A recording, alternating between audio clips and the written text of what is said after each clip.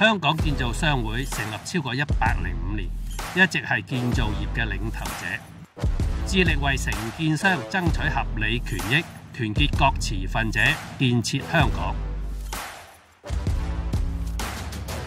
我哋同心協力，令香港由一個漁港搖身一變成為國際大都會。建造業係香港重要嘅經濟支柱。作為香港總承建商認可嘅代表，我哋致力提升業界水平，促進行業發展。政府喺制定同建造業相關嘅法例同埋政策嘅時候，都會諮詢商會嘅專業意見。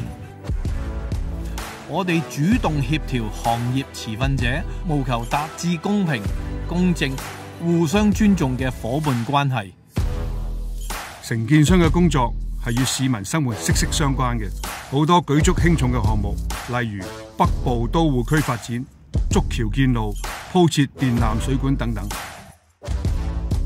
我哋同唔同工作崗位積極溝通，使每一個工程項目得以高質量地完成。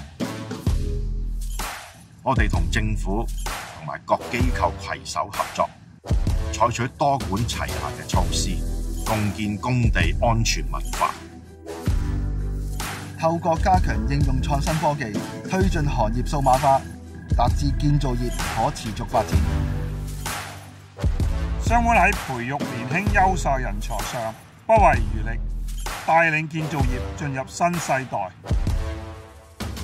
香港擁有背靠祖國、聯通世界嘅優勢，我哋會把握機遇，鞏固香港國際領導地位。